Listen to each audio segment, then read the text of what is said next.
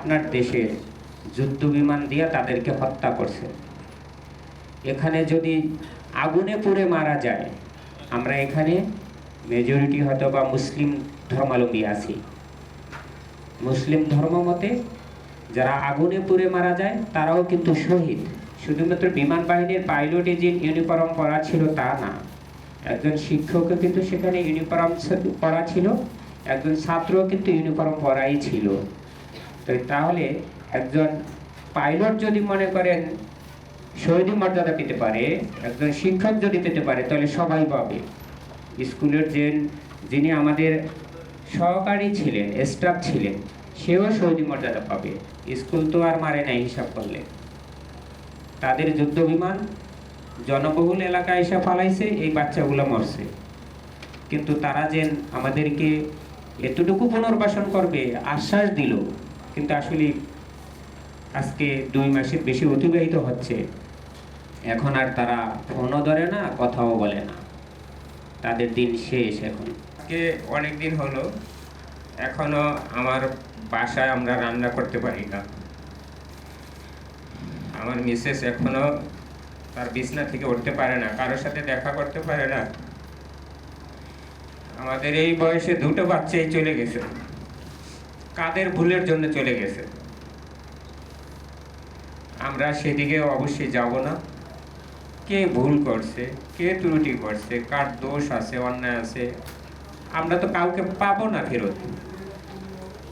তারপরেও আমাদের পক্ষ থেকে দেশের জনগণ, দেশের শিক্ষিত সমাজ, আইনজীবীরা এবং দেশের ছাত্র সমাজ যে দাবিগুলো তুলেছে, আমরা সেই দাবিগুলোর সাথে একমত আজ এখানে এসে পৌঁছেছি যে না, আমরা এক্সট্রা কোনো কিছু চাওয়ার কোনো কিছু নাই।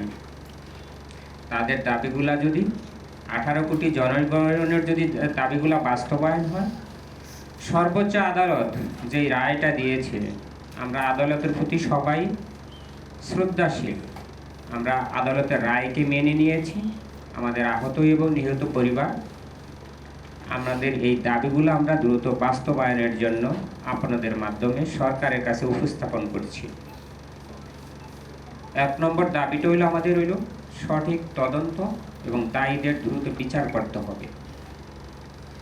2 নম্বর যে দাবিটা আছে, ক্ষতিগ্রস্ত পরিবার সমূহের ক্ষতিপূরণ, যেটা হলো আমাদের একটা রায় হয়ে রিট পিটিশন হয়েছে।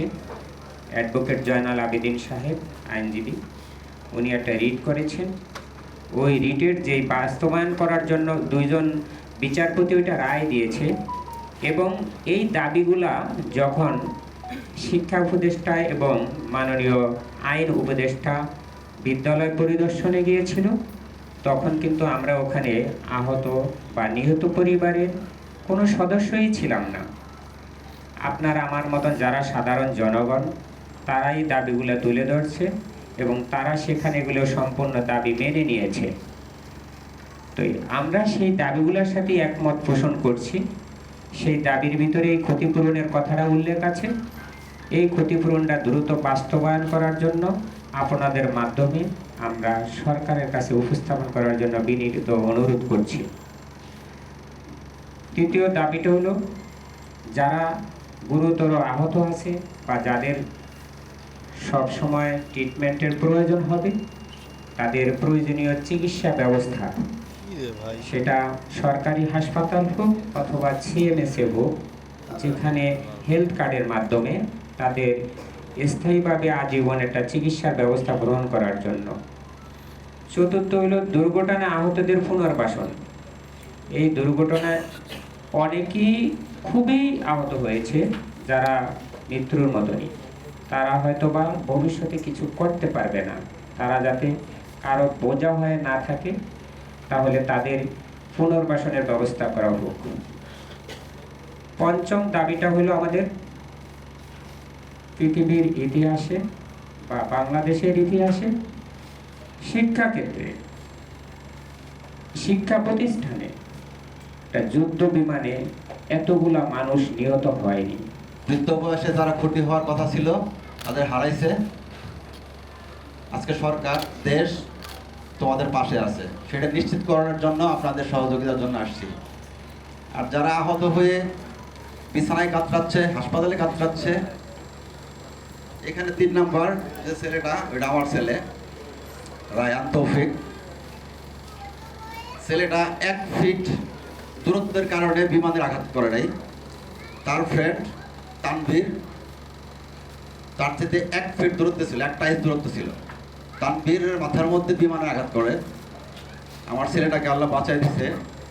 শিক্ষা প্রতিষ্ঠানে ফিরতে পারবে কিনা জানি না, তারা কর্ম করে খেতে পারবে কিনা, নাকি তারা আবার বাবা মার বোঝা হয়ে যাবে